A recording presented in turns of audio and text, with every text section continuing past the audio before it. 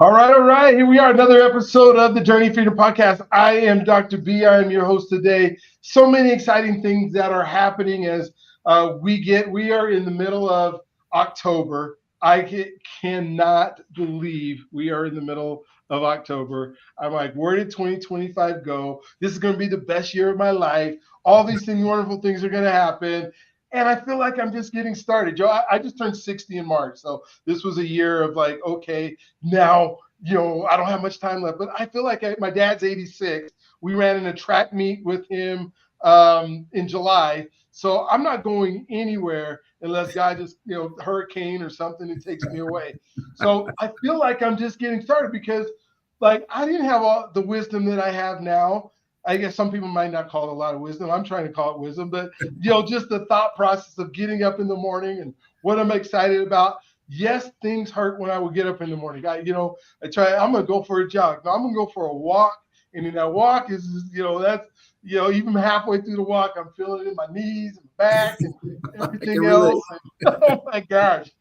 But when I start thinking about how to make an impact or how we're going to change the world, the world changes. I think in the last century, the last 100 years, and all the things that have changed in the world. I'm obviously 40 of those years I wasn't around, but just in my lifetime, I can remember. Because tomorrow I'm doing a summit. It's a summit workshop. It's called Relationship versus AI. So if somebody goes to relationshipversusai.com and they go to this event, which I'll do over and over again, I'm talking about artificial intelligence. And so when I was in high school, or I got my master's in educational technology in the 90s, I was teaching teachers how to use like overhead projectors and VCRs, right? There was no internet. There was no, we're going to come on in virtual reality. I mean, iRobot wasn't even a movie yet to even think about talking about. We're like a Buzz Rogers or something like that, and it looked like a sparkler coming out of the back of a machine or something. So I think of like, what if I was 21 years old today, and what my life would be like with all the scrolling and the relationships. When we were kids in the summer, and the summer's ending, and we're getting ready for Halloween, we stayed outside till the street light came on. We wasn't thinking about sitting inside playing. Pong. That was enough to my attention for, I don't know, 20 minutes, and then I had to go outside and play because going back and forth on a little ball going across the screen. Or the arcade. Like, do they even have arcades now that you can go to and play video games and put a quarter in? I think you get a card or something. Oh my gosh. Oh man, you think of all the changes. And so I'm so excited to have Joe on today. And if you have the ability to learn about AI and the excitement that not only I have in life, but I'm sure you as well, Joe. But this podcast is dedicated to helping people figure out what are those next steps. What is that journey? Because the journey truly never ends. They say I have the universe, and you see it on here where it says becomingtheperson.com. So I have a community where we really talk about relationships, and people can get under the community. And when we're talking about the relationships, like, how do I make sure I cultivate relationships that I can cultivate for the rest of my life? How are they going to serve me tomorrow, the next year, and the year after that, when we're in the society that changes? We were in a society that we had to know everything. You probably remember, like, we had spelling tests every week when I was growing up. We had to learn how to write in cursive when I was growing up. We had to memorize all these multiple choice things all the time. Today, you can't find cursive in a school unless it's a special elective, right? I don't know that they do a whole lot of spelling tests, because why? What do you, I mean, I guess if you want to write somebody a letter or a note, but email, like, who writes people a letter or note? And then we do it all with our thumbs, right? We get these right there. Yeah, I was about to say, that's what, little computers that we have in our hands, and it's so much different. But Joe, I would love for you to kind of just share with us your life, like where you came from, how you grew up, the differences in what you do now, and then why you do what you do now. It's so fun to hear. And it's like all my guests, I tell them, hey, you can talk about whatever you want during your story. And I tell them, well, I don't know if I'm saying the right. You can't get your story wrong. That's why I tell all my guests, is like, it's your story. And so if it's interesting to you, it'll probably be interesting to us. I mean, I wouldn't want you to go through like an English class in college each week that you were in that class and what you guys did. That would probably be pretty boring. But there's so many folks that go, wow, if he was there and he did that, I could too. And if we're going to able to give impact and inspiration to folks that are listening today, I think that'll be super fun. So, Joe, the floor is yours. Take your time, have some fun, and then we'll chop it up after your story. So, thank you. Awesome. Awesome. Well, hey, Dr. B, so appreciate you. And again, honored to be on this with you today. I just want to do a real quick logistical thing. Can you hear me okay? We can hear you great. Absolutely. Okay. All right. Perfect. Hey, so my story, I mean, I think the thing that you mentioned at the end was probably the most compelling is the why piece. Why do I do what I do? And I think if I maybe even start there, it allows you to understand me a little bit better, but also it allows me to weave into part of my story. Right now I am at Colorado Uplift. It's an organization that's all about impacting the future. It's the belief that every child, every youth has infinite value and worth, and that the best investment we can make in our future is by investing in our youth today. And I've been here for almost 8 years now. I serve as the CEO of the organization, and I've never been more fulfilled in my life. And the reason why I've never been more fulfilled is because I really feel like I'm walking in my calling every day. And so the story behind that is this. I was born into a military family. My father served in the Air Force for over 22 years. I went into the Air Force myself, and I served for over 23 years. But my path to Uplift had a lot to do with looking at my father's life of service. When my dad was in the Air Force, he decided to retire, and he went back to Louisiana, where he was originally born, and started working in group homes. And he also was doing counseling because he's a licensed professional counselor, excuse me. And then he also worked to provide staff assistance to help develop nurses and that worked in a residential place for people who couldn't function normally in society. He pastored a church. And I say all that to say, he made some choices coming out of the Air Force that it just didn't make sense to me, because he had opportunities to go and be like a Bible college, or he could have worked for Boeing and made a lot of money. But instead, he chose to go back to Louisiana. He's serving in these group homes as a counselor, and then he also ended up pastoring a church. In a church that he pastors, it was one of the smaller churches that had expressed interest in having him come and be the pastor. In fact, they meet out of an old fish market, and it was in one of the most impoverished neighborhoods of Alexandria, Louisiana.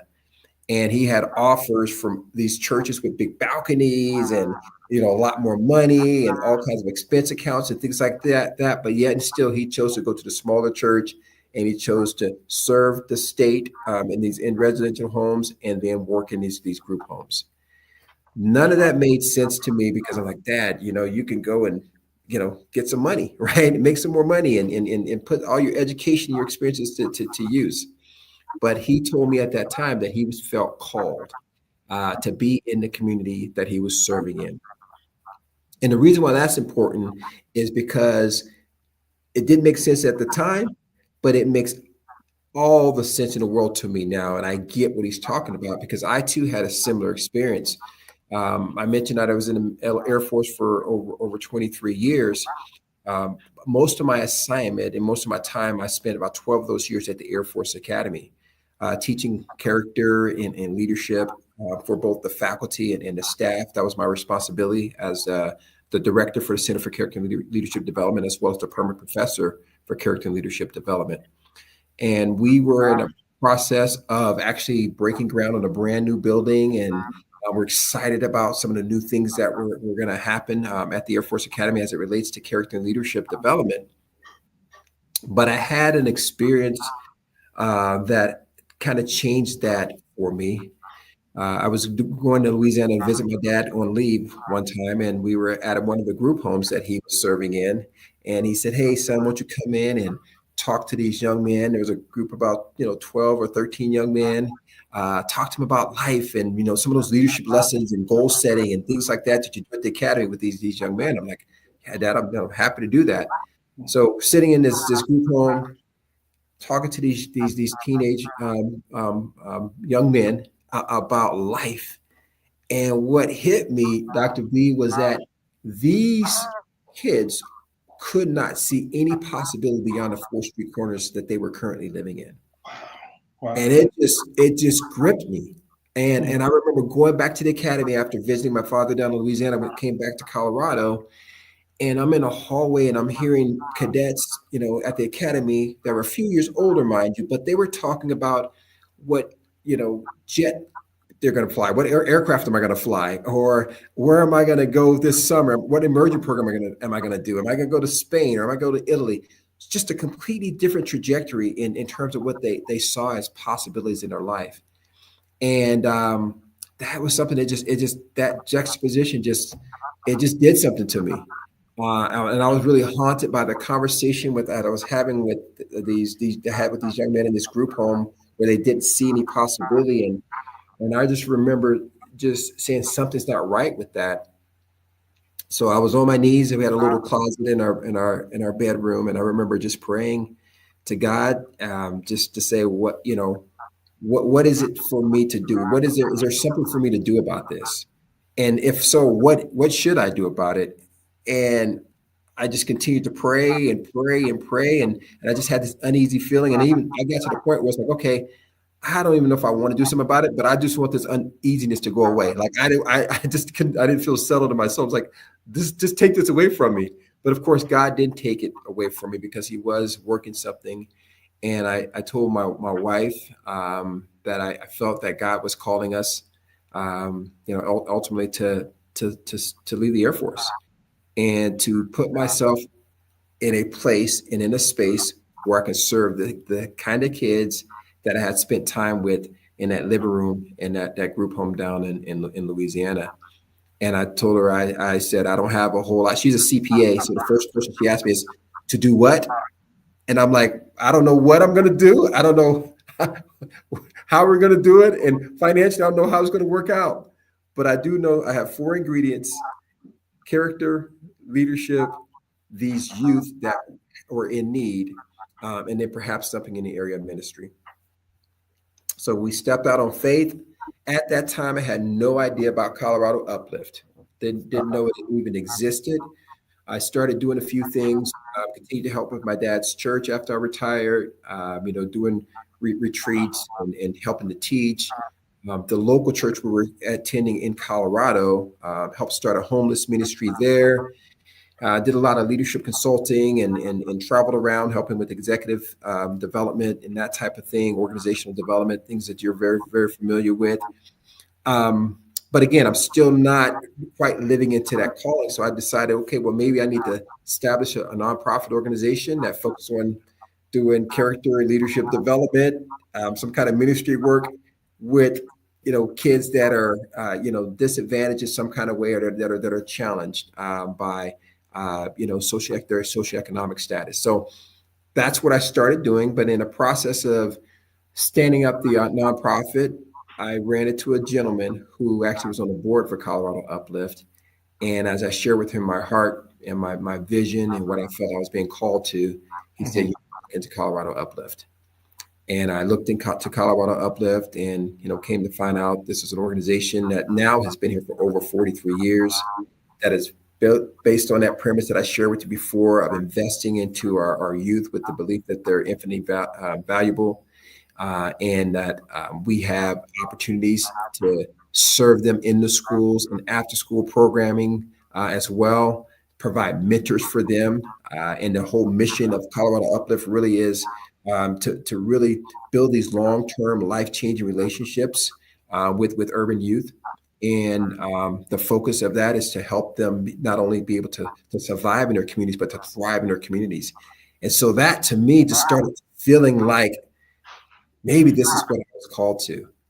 And oh, by the way, I've been here for almost 8 years, like I said, never more fulfilled in my life.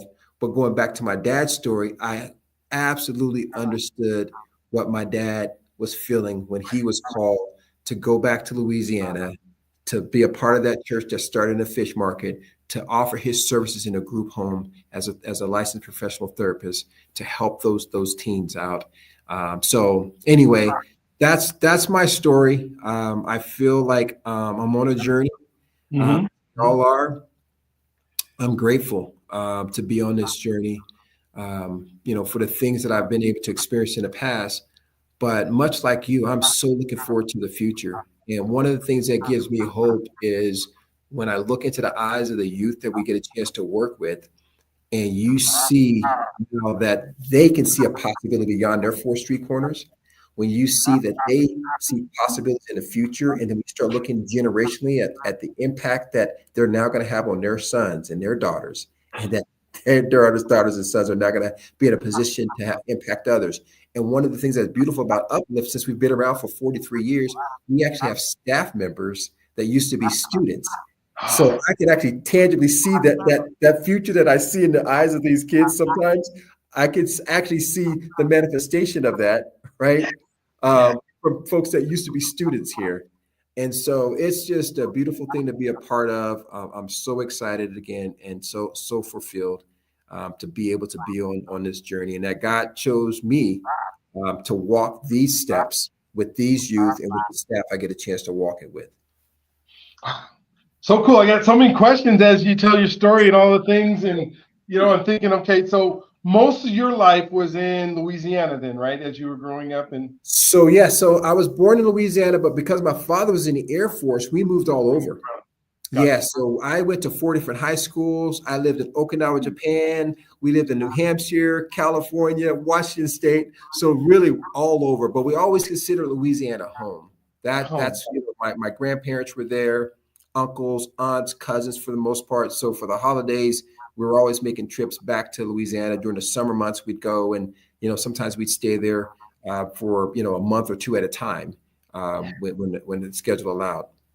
Oh, cool. Because there's so much of a difference that I'm finding, because I grew up here in Denver, and then I went to college in California.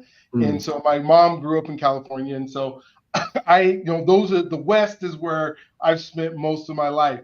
And in the last few years, I've been taking a group of black men down to Louisiana, or not to Louisiana, to Alabama, Okay. to do civil rights tours.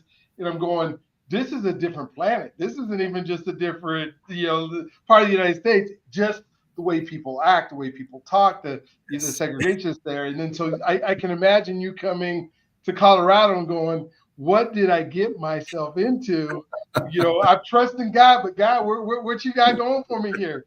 I mean, maybe kind of just talk a little bit about, I guess because you've moved all around, you were familiar with lots of different cultures and Yes, things. yeah, that was and that's one of the beautiful things about being in the military. You do get a chance to get exposed to a lot. In fact, I spent 5 years in California myself. My dad Okay. was stationed at Vandenberg Air Force Base, right outside of Lompoc, California, Santa Maria, Santa Barbara, about 45 minutes from Santa Barbara. But yeah, so I did get a chance to get exposed to a lot of different cultures. Going to 5 different high schools, you lose some of the stability, but what you do gain from that is the interaction with a lot of different people and a lot of different cultures. Yeah, and you said in your story that that you're part of Colorado Uplift, which Mhm. is 43 years old, and Yes. so I'm counting backwards. I'm like, well, how come I didn't go to Colorado up, growing up here, Uplift? And I'm like, oh, I was already 17, getting ready to go to college, when you guys started. Uh, and so, but what you've been able to do, I was on staff at Young Life for a while, and so I Mm. understand that culture and the things. I was in California, staff in California, and then moved out here and worked with Art Williams and some of the folks here in Oh the yeah, yeah. metro That's I love Art Williams and I love Young Life. Yes. area. Yeah. And so kind of maybe because it sounds like you were your brothers and sisters and family and everything was super important to you. But that Mhm. created identity for you. And then Right. something said, I need to go into the Air Force. Maybe talk about some of your identity shifts. Like, this is the person that I think God asked me to be. This Mhm. is the person I am. And I have to become maybe a little bit different or something. Maybe just kind of talk to us about, or did you just already know, hey, I'm 3 years old, I'm going to go be a CEO of a nonprofit someday? No, I think for me, my identity was shaped early on. I actually talk about this. I just recently published a book called Unreasonable Responsibility, Eradicating the Disease of Entitlement. And in that book, I talk about the importance of when you want to assume responsibility, your personal responsibility. It really starts with having that foundation of who you are and really taking a stand. And my dad used to always tell me, son, you got to stand for something or you'll fall for anything, right? And I grew up with that in my mind. And so the idea of being clear of who you are and what you stand for was something that was always important. And we used to call it, and we still do call it, it's the Sanders brand. It's like, what is our identity? And it included kind of a mixture of things. Things like being buttoned up, being on time or early, and really just an emphasis on excellence. If you commit to saying you're going to do something, make sure you do it. So these are all things that were very, very important in terms of my identity. As I grew up, but I'd say the thing that really I would anchor all of my identity to is my identity in Christ. And I think the manifestation of that over the years for me has been through service. And I think that's for me the thing that I would say that has kind of encompassed. So whether I was in the Air Force serving my country, or I'm here at Colorado Uplift serving in this capacity in a nonprofit organization, which, by the way, still serves my country ultimately. And then I believe ultimately all of it serves the kingdom. Service for me is something that I've always come back to as kind of a manifestation of who I am. But yeah, that Sanders brand, being excellent in all you do, having integrity with what you say you're going to do, those are just things that were always drilled into me. And I would say those are things that I always stood on as a person. And then the manifestation of all of that for me has really been just a service and being a servant. And I recently went through a course, and they were like helping you try to shape who are you. Mhm. And I think the thing that we landed on for me as I was working through this with a group of folks around me in my cohort was an encouraging servant. And I think that's what I would say right now through all of that. If I had to land on one specific identity right now that best defines me is an encouraging servant. And then to what end do I serve is really so that others can lead. Um, so. Oh, thank you. So cool. I'm writing all these things down, like those constructs that you've put together and says, in order for me to be me, these are the things that I must be. I'm a man of my word. That Yes, has, or I yes, can't be. yes, But I want to relay that back now to our youth and the people that you serve, because as we think about our youth today, and we think about, maybe you can talk about a little bit about the family and how you're trying to raise a family, but that has to bleed over into the youth that you're serving, and hmm, you interact with so many different families that have so many different family values, so many different family beliefs, so many yes, different, like, some of it is, if I'm not late 15 minutes, then there's something wrong with me, right? yes, yes, So it conflicts with your values, because you're going like, yes, no, you 5 minutes early is late, and you yes, 15 minutes late thinking. yes. Maybe kind of talk to me, how Oh, do you raise your family and then work with oh, the. wow. Well, I will say this too. It's so interesting. I was just talking to somebody yesterday about this, and we were reflecting on my first meeting here at Colorado Uplift, coming from the military, especially, right? Because I have this family value, but then just professionally over 23 years, you're on time. My original specialty code and job was I work with nuclear missiles, and you can't be late when you're dealing with nuclear weapons, right? You got to be on time. So anyway, that was like drilled in my head. So I show up at my first meeting here with like the bigger team, and I think it means at 8 o'clock. It's 8:05, and I'm looking at my chief operating officer, and I'm like, "What time does the 8 o'clock meeting start here?" Because like, I thought 8 o'clock, at 8 you know, o'clock. by 8:15, everybody starts coming in. So we've been working hard to shift that, for sure. But just to your question though, yeah, I just think it really is an important thing for folks to understand. And what I think is the the time itself is one thing, but I think more important is when you start having folks understand that this is more of a relational thing. This is more about the person. This is a statement about who you are and also what you think about the person that you're meeting with or you're with. That's all part of it, right? So it's not just me saying you need to be here at 8 o'clock to get the mission done. With the military, that's we could just stop there. That's enough. But I think beyond that, when we start looking at being in relationship with people, understanding that there's a value that should be placed on that in terms of what you represent and how people view you. Because again, it's you want people to be able to trust you. If I say I'm going to be somewhere, it's part of my word, and I need to be able to honor my word. And so for me, to having that trust is important in a relationship. And and I say this too. A good friend of mine actually. Carrie Zeller and I used to talk a lot about this idea of integrity. And one example she always used, and I use it today too, is just, if somebody shows up at 9:05 and they have a really, really, really, really good excuse. If you say 9:05 plus a really good excuse, it equals what? It equals late still, right? And I think sometimes we also give ourselves the out to say, well, I had this or I had this. No, no, no, no. You said you're going to be here at 9. You need to be here at 9 or earlier because it's part of the word you gave to me, and it's part of me engendering trust in our relationship. That's what it's communicating, and it also for me communicate a consideration for you and your time. So anyway, so that's my how I've talked about it with my kids. They sometimes get it, they don't always get it, but I do think everybody understands and appreciates trust, and when you can put it in those terms, and it's like, hey, it's not gonna be about the time thing. Here, it's gonna be about trust, and it's also gonna be about me showing some appreciation and a consideration for your time. Then all of a sudden, that conversation takes a different direction because sometimes they just don't even see it that way. Because to your point, it's like it's okay. I'm sure about 9:15. It's 9:15. What's the big deal?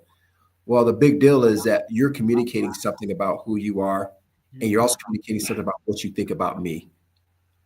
Yeah, it's so interesting. I mean, we're on the time thing, and I'm such a relational person, right? And so, I say to myself, I'm making a commitment to this individual that I'm going to be here at this time, and that's what Mhm. I would do. And then this individual over here has an issue, and so I'm trying to solve an issue which I think is important in that relationship. But Mhm. then I have to go, okay, what about the relationship that I'm trying to build over here? Yeah. And my dad is one of those people. Like, if you're not fighting, he was military. I grew up on Laurie Air Force Base playing on Okay. when Yeah. you were allowed to, right? I could climb up on airplanes and on tanks and all that kind of stuff way back in the 70s or whatever it was. Now Yes. you can't even get on the base, but as a kid. But when I think about it, like, he's like 5 minutes early, you're not there, and he's like looking at his watch, and I can tell there's anxiety around time for him.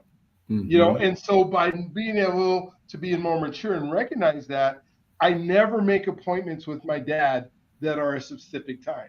I Mm. say, Dad, I'll be there between 9 and 9:30. Hmm. Now it gives me that opportunity. My plan is to be there at 9, but then he doesn't get as upset if I'm there at 9:02. Yeah. Even though there's nothing to do, all I'm doing, Dad, is changing your Right. Right. filter for Right. your heater in your But house, but right? but you gave your word. You gave your I gave word. my word, and And that that's becomes yes. important. And so kind of Yes. dealing, and then so you think of other things. When we think about relationship, are there certain things in as you're building a relationship, or that you've learned with the youth and the folks that are coming, that I can't just show up as refined Joe, or I am jokes. This is who I am at this point in my life, but I can't show up with that person with all the beliefs and I mean, the beliefs and values, yes, but acting according to those all the time, like somebody's done something wrong if they don't meet your expectations. I guess is what I'm Yeah. trying to say. This Yeah. expecting them to be where you're at. And Yes. then, so what do you do to build that relationship so someday they could get there? I know I went a long way around that to kind of get to the expectation part because I don't want you to change your values, your beliefs, but I'm just saying Yeah. you got to show up Yeah. as not the person who's expecting them to be there, I guess. Yeah. So, and I think there's a couple things I say on that is, so yeah, definitely don't change the value because you want to be able to model what you're asking for. Yeah. I think the big key, though, and one of the things I've had to learn is having expectation without judgment. I think Whoa. is Okay. critical, Yeah. right? Yeah. So if I have an expectation that somebody's going to be somewhere, but then I add to it a judgment that they're not here because they are this, and this, that to me is what causes problems. Now, because for me, if I didn't show up that way, because that's probably how I'm wired, I would think, but it doesn't mean that this person over here is thinking that way because they may not value time the same way. So it's not necessarily a judge. So although it could communicate that to me, I don't want to assume that and Yeah. judge them for that. So I think that's the first thing I'd say is just to remove the judgment and even some of the emotional responses from that when that person doesn't maybe show up or do exactly what you wanted them to do. And that part of it is the other thing I say too is getting a person not so much to focus on doing things just like you, being a model for them, absolutely. But there has to be a level of ownership for them, right? And you want to have a person see, what is valuable to them and then hold them accountable to that. So for instance, if a person says to me that I want to be a CPA in an organization and I want to show up this way and I got to, all these things, whatever they say they want to be or want to be an athlete, whatever. And then we all agree that in order to do that, there's some discipline, right? You got to be timely. You got to do all those things. Now, I'm going to hold you accountable for those things in the context of what you want to do, not in the context of what Joe Sanders wants you to do. So I think for me to remove the judgment is one, and then also think having those types of behaviors be tied to something that they value, not just your value. I think that's critical. And I think when we meet people where they're at and we're able to bring them along that way, you start seeing change and transformation. But yeah, if you just come and impose your values and you say, hey, you got to be here this way, it just doesn't happen. And I was talking to somebody about this yesterday, and they were asking me this a very similar question. And the idea of having patience and being able to have space to work with people, I think that all is really important, especially like you said when you're looking at a relational piece of this, right? And what our model here is really we talk about long-term life-changing relationships. I feel like when you have a trusting relationship, you can create those structures of challenge, structures of support, and structures of accountability. But sometimes if people just try to add accountability, right, without the trusting relationships in that context, it doesn't work. Or have accountability without the support. It's like, hey, how can I help you with this? That doesn't work either. And then you try to give me a challenge, you don't even know me, right? So all of those things, it's important for us to be mindful of. Yeah. And I think if we're not, then we're going to miss something somewhere, and it's not going to go well for either us or the person that we say we care about. So those are some things I would throw out there on that. Man, I love that because as I remember being, in a leader position and helping young folks, in this space, and let's say somebody comes up and they have, language, whatever, whether they're using the language or they're talking about somebody in a way that you go, this is not respectful, this is, but you got to meet them where they're at, right? Yes. And at that same time, you're going, okay, I got to show you an example. I have to show you what this looks like. But Yes. not, I love you saying not judging, No. because a lot of the issues that my young leaders had were they were judging them on how they showed up Mm. and saying, I can't believe this person is, I remember when I was a teacher and I'm going to the teachers lounge, and this I'm at an urban school, and it's whoever the teachers are that are there, and the way that they complain about the students instead of being the solution, they want to complain about all the problems that student has, not knowing anything about their culture, not knowing anything about their upbringing, not knowing Mm. anything about the situation that they're going through to get Yes. to school. In some cases, hungry. Right? Hmm. How are you Hmm. going to act when you're hungry in the Yeah. morning and Yeah. Yeah. you're showing up to school, right? But what I love, the other part of that I want to ask you about here is you brought up the word accountability. Hmm. And when I hear that, that assumes leadership. And because you're not holding somebody accountable unless you have an influential position. And did you get permission somehow to hold somebody accountable? Because I think some people show up in relationships sometimes that they just assume that they're the leader and they're going to tell the person what to do and how to do it. And at Yeah. the same time, because of our positions or whatever, people, you're in an assumed leadership position. How do you teach that or grow that or understand the fine line between, okay, it's time for me to step in as a leadership role if Mhm. you just met somebody, or are you getting that permission for accountability piece? Yeah. I love the question, and I think for me, I think part of what I advocate is removing accountability. You have to be accountable as a leader, right? There is an element of that. But I think it's leaning not on the role I have for the accountability, but it's the relationship I have for the accountability, Oh, right? that's So good. that's the key, Good. right? It's in the context of a relationship. So when you have somebody that you have a relationship with, that accountability shows up differently than somebody who is just your boss. So a Mhm. boss holding you accountable, there's instruments of compliance. A person in a relationship with you holding you accountable, we're exchanging commitments, right? We're leveraging commitments then, and we can have a common commitment. And in fact, I'm holding you accountable because I'm committed to you. And I think about it more of kind of as a coach or a spotter, right? You're in the gym with this person, and this person says, "Hey, I want to bench press 300 pounds." And that's a challenge, right? And they got to own that challenge. And you're going to be like, "Hey, I'm here to spot you. I'm here to support you in that." Right. And then if there's some workouts that need to occur with that, I might remind you that, hey, if you say you want to bench 300 pounds, and you say you're going to work out today and you're going to practice, you're going to do some reps, right? Like that's something you committed to. That's something you want to do. And I'm speaking into your commitment, right? Or maybe into a common commitment if I'm at the organizational level, right? So there's a broader kind of accountability that we all have. So I think the thing I would say on that one, Dr. B, is shift the accountability from merely being I'm the leader in a position, I'm holding you accountable, to saying I'm in relationship with this person. I have a commitment to this person based on that relationship, or we have a common commitment to the organization, to the team, to the family, and I'm going to hold you accountable based on that, not my position. Oh man, I love it because when you start thinking about that and you think about friends and friends that you have, and some of the biggest drawbacks we have is we don't hold each other accountable for stuff. And then you go, wait a minute, what is my responsibility in any relationship? Yes, One is yes, just to listen and be there for you, yes. but the other part of it is that accountability piece because we can't let our loved ones and people just do whatever they want to do whenever they want to do it and then expect to have lots of results. Yeah. And that Well, that's and I think and it's one of those things too, and you're holding them accountable to something that they said they want to do, like they've committed to.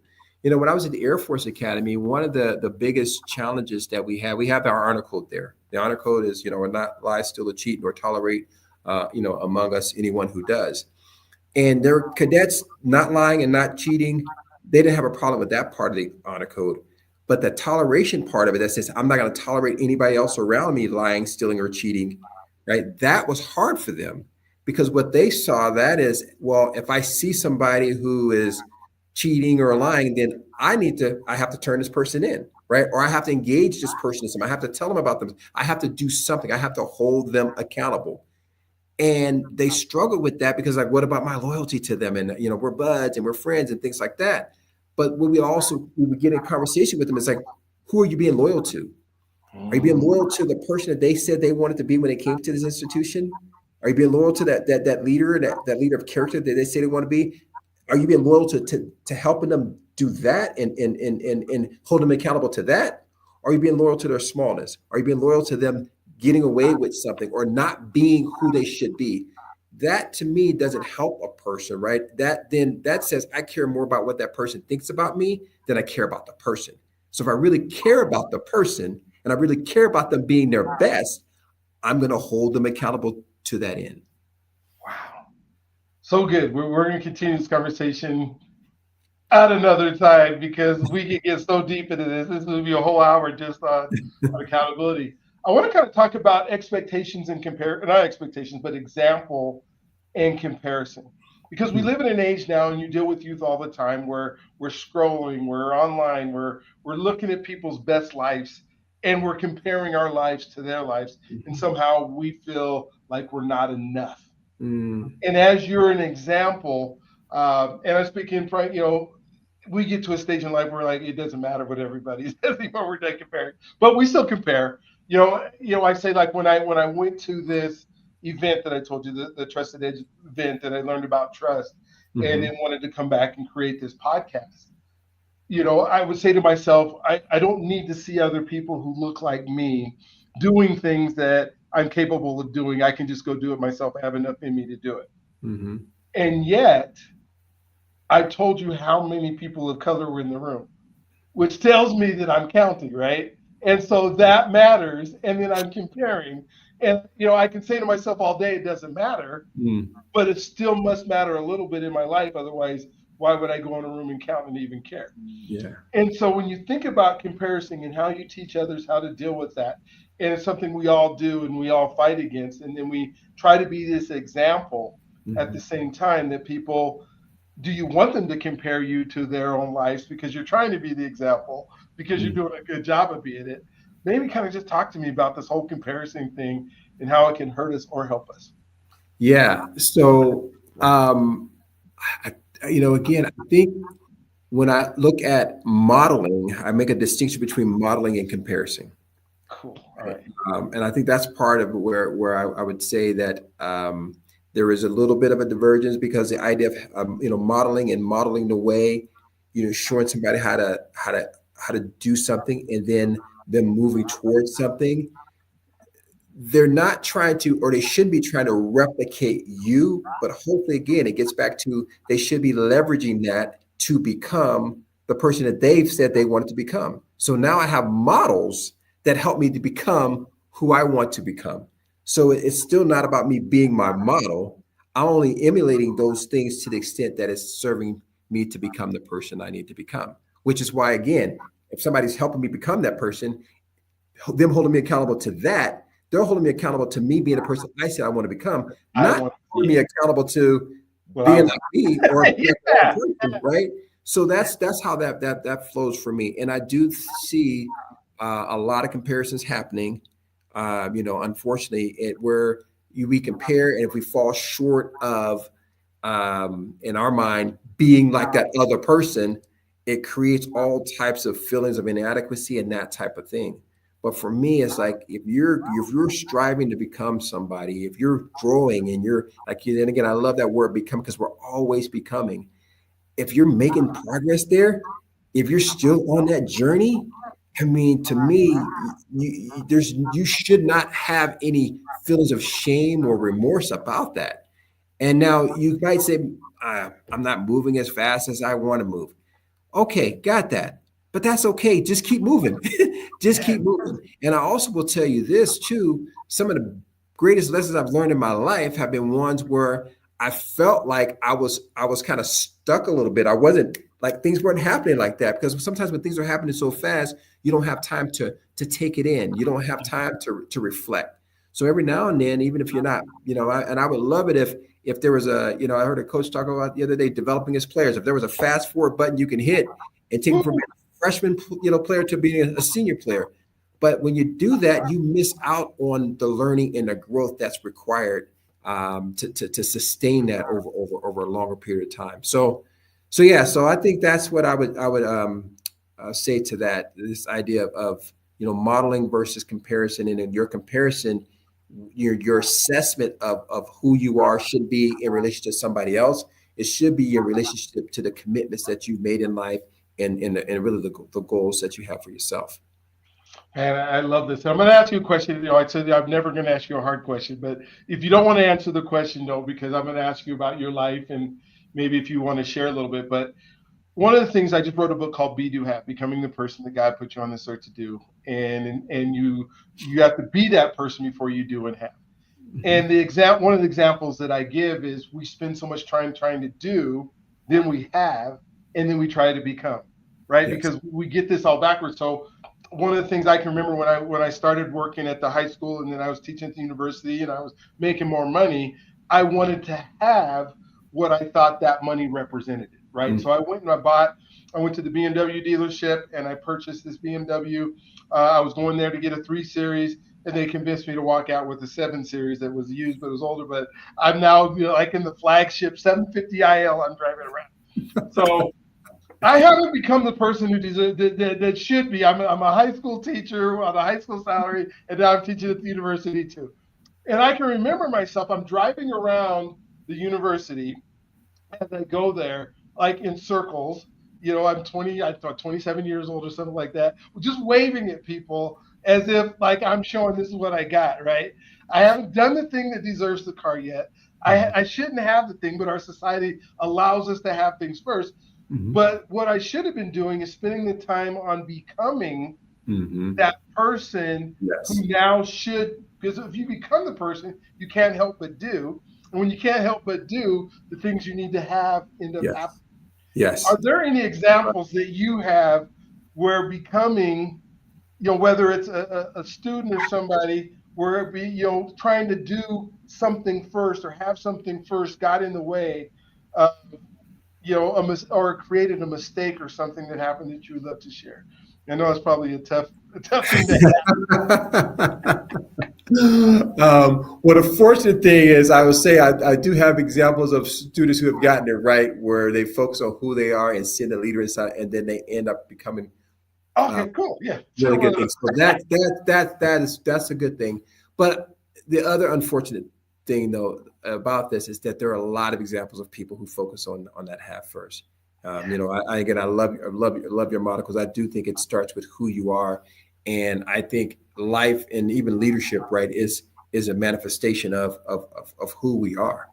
And there was a book that was written years ago. It says, who you are is how you lead, right? Even like it's Yeah, just getting to yeah. like the core of your identity. That's why I appreciated those questions. But yeah, I could definitely, without giving names, I mean, I think you could just turn on the television and you pick up I mean, I could right now, if I open up my Twitter, I could see people that have that flipped around, for sure. And I also think for me, I have had that in the past, where I've looked at life that way. And the example I gave for my dad, when I told you I didn't understand the Hmm. decision he made, because when he was retiring from the Air Force, I was thinking, you should have this. Like, you have this degree, you have this, you should have this. But that wasn't his calling. And his calling was based on who God was calling him to be. Yes, yes, And yes. God was calling him to Yeah. be a minister, and God was calling him to be a servant in the community. He was calling him to that. But in my mind, I was focusing on, but Dad, you can have this house. Dad, you can Mhm. have this car. Dad, you can have this expense account. Dad, you can have, you know, 1,000 people in your congregation instead of the 25 that's sitting in this pew. I mean, that so for me, that's an example that I can share, and I probably got 1,000 more, but that's one I've already talked about. So I'd go to that one for me, where I was focusing more on the have as opposed to the be, which is why when I kind of fast forward in my life and I say I get it now, I do get the importance of us being and living into our calling, and then all, like you said, all the other things you're doing as a manifestation of that, and you're having, it follows. It really does follow. Yeah. I think so much of like some of the young folks that will, let's say they want to be a rapper, right? Mhm. And they go out and they're standing around a trash can, or they got a group of friends and they're doing their songs, they're doing their rap to folks, and then all of a sudden they say, well, I did it. And then the expectation is I'm going to go into the studio, I'm going to pay for some studio time, and I'm going to make a demo, and then the demo is going to blow up. I'm going to have 100,000 subscribers to my channel, and I'm going to make it big. And then they haven't become the person who could even handle some of that, or even God saying, wait a minute, no, you did one demo. You haven't been in the studio Yes. for the amount of hours. You're not very good at this. The things you're saying people aren't interested in. All those things, but the expectation is we get to have, Hmm. right? Hmm. And because we did a little bit, and I think that's where I'm starting to find, as I'm coaching and teaching people, is there's this expectation is if I just show up, Hmm. somehow I get to have Yeah. without going through that process of becoming. Yeah. I agree You with that. agree? Yeah. I would agree. Yes. Yes. So where you're at now, to in the position that you're at, what are some of the things that you do on a daily basis that you contribute to your own getting better as becoming the person that you want to be in order to do what you're doing, in order to to me, it's constant learning. It's not just I've Hmm. arrived and I'm here. It's Yes. I got to continue to work on me if I'm going to be effective to other people that I'm serving. What is your I guess personal development process look like that you do? Yeah. No, that's good. So, first of all, my days always start with prayer and quiet time with the Lord. Um, just really opening my heart and my mind to what God has for me. Um, so I think that's the first and foremost things. If I look at the routines of my day, um, I also um, read, um, Well, and whether it's scriptures or books, articles. So I try to spend time reading to your point to try to get knowledge and figure things out and really create context and understand constructs that could inform what I'm up to that day or that week or that month. And then the other thing that I think is really important is engaging in meaningful conversation like this. I mean, I've grown in the past hour just talking to you. So I think conversation and being in conversation with other people is important. And one of the things I'll say about conversation and even communication maybe or today is that a lot of times we surround ourselves with people who are gonna basically tell us what we want to hear, and they think exactly like us. So I think it's really healthy every now and then to engage in conversation with people that may not see things exactly like you see them, but have it be constructive, right? So I think constructive, meaningful conversations on a regular basis is important.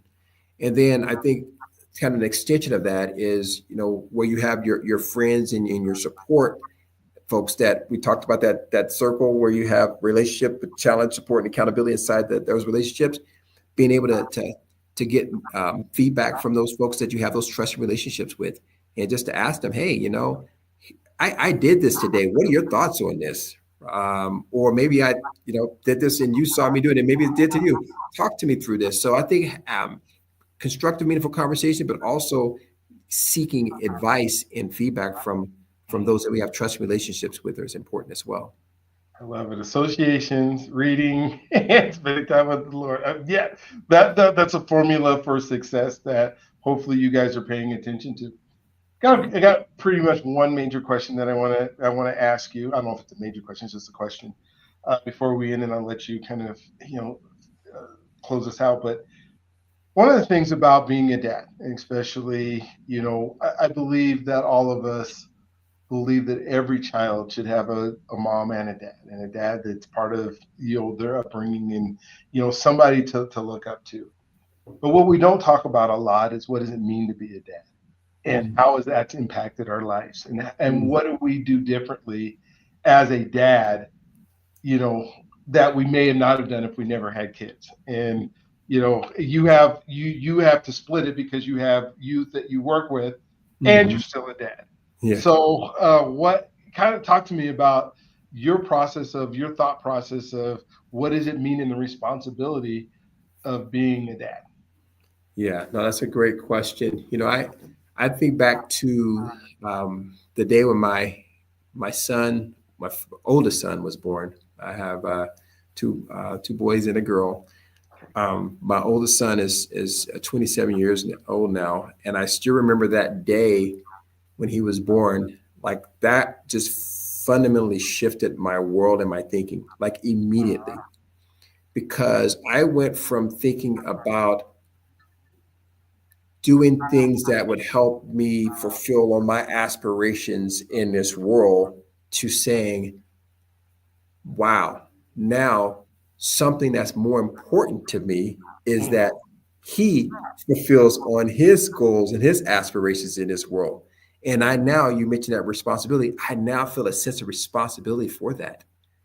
Like I feel a sense of responsibility for that to provide for him the character, the foundational pieces that we talked about earlier that I help to shape that identity, and then in some cases even resources and access to things. I mean, so all those things was just like it flooded me. It just hit me in that moment, and I don't think since that day I've had a day where I haven't thought about that. And it's been that way for him, my daughter that came 18 months later, and then my youngest son, who's about 12 years younger. Um, it's just or 10 years younger. I mean, that's just one of those things that has just been the way I'm showing up, and I show up in the world now thinking about how can I provide, how can I be a person who can help them fulfill on their dreams and their aspirations. And I actually have the same type of approach with the kids that I work with at Uplift, the same type of approach with the cadets that I work with at the Air Force Academy. As I said before, I serve so they can lead. And when I think about them leading, it's them fulfilling on their aspirations in life. And that's a responsibility that I have now that's different than the one I had before my son Isaiah was born. Yeah. Thank you for sharing that, because it's so important. Sometimes we struggle with all the things that we have to do and what we believe society says about who we are as dads. Hmm. But when we really take that on seriously and we say, this is, and sometimes it's hard. I'm not going to say there aren't divorced Oh, families. There aren't, you have to fight to be able to see your kids, and somebody doesn't want you to see them, and you got to do it. But once you take on that responsibility, yeah, it is huge. And for those out there, don't ever give up on it. no, yes, It's never. yes, it makes a difference, and for me, along those lines, you said it's challenging because you want them to have those things, but you also get to the point where you can't want it more for them than they want for themselves, or you feel like you are. And then it's like, I got to meet them where they're at. So you kind of go back and forth. And then how do you communicate that to them? That's why you're doing. I mean, that's probably a whole nother hour of conversation. And so there's some pain that you're incurring with this too. I think when it comes to parenting and when it comes to leadership, it's like a full contact sports, right? Because there's wounds and there's bruises. You get bumped around, but like you said earlier, we got to stay in the fight, right? Because the dreams that our kids are living into, their aspirations, they're worth fighting for. They're worth fighting for. Thank you, Joe. This has been so amazing. I would love for you to just maybe talk about what were the things we didn't talk about, or something that you said, oh, I really wanted to make sure we hit this point. I'd love for you to kind of, talk about, Colorado Uplift and how somebody would get involved, or just anything, your book, whatever it is because I get to be so selfish for my first part of the show, where I get to learn and I get to grow and I get to become networking and a better person and all that kind of stuff. And then I just forget about the folks on the other side. But I want to make sure you have an opportunity to talk about what we did.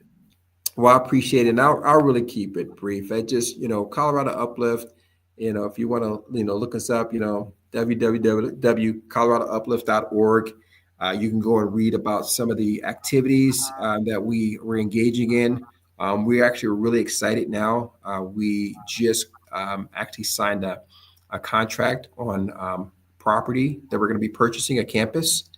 And so right now, the way we're structured is we work in the schools, we're continue to do that, but we also are going to have now the ability to have some on-site programming where we're going to have a community resource center that will provide for the needs of our folks and families that we serve, and whether that's mental health services or medical screening, English as a second language, bringing in some of our community partners that we serve with to be co-located with us in that community center and provide those services. We're excited to be able to provide that. We'll also have a sports complex with an outdoor sports field, indoor gym, to really leverage sports to reinforce the character and leadership that we try to develop with our kids. We're gonna have a leadership center.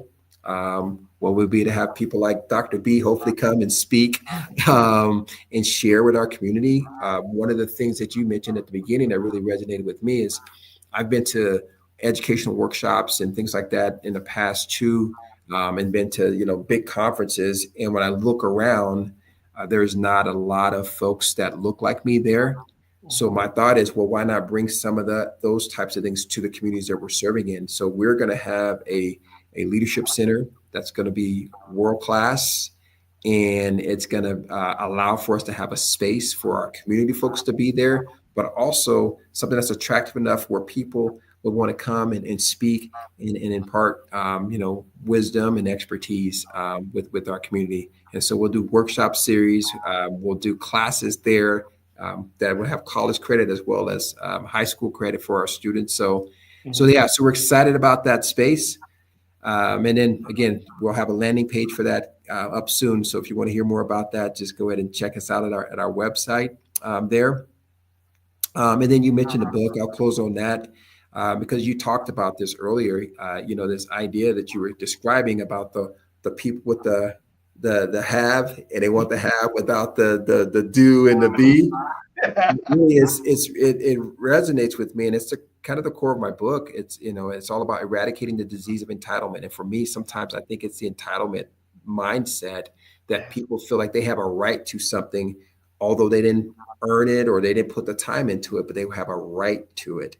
And what I talk about in the book is how we need to eradicate that and shift that thinking. So much of freedom that we talk about in this world is oftentimes based on the rights that we have. And I do think that, yes, freedom does afford us a certain amount of, rights does afford us a certain amount of freedom. Yeah. But I also think there's a whole nother level of freedom that we're missing out on because we're not assuming responsibility. And I call this responsibility an unreasonable responsibility. Viktor Frankl, in his book, and I'll close with this, his book, Man's Search for Meaning, which is one of my favorite books, says, when we think about freedom, we miss the responsible part of it. And he said, in fact, what he suggests is in America, not only should we have the Statue of Liberty on the East Coast, we actually need to erect a statue of responsibility on the West Coast to remind us of how those two things really go hand in hand. And so I would just say that I'm passionate about helping folks develop a sense of responsibility because I do believe it gives us access to freedom and more specifically, not just a basic responsibility of just doing your job, really being willing to go above and beyond in order to fulfill your commitment.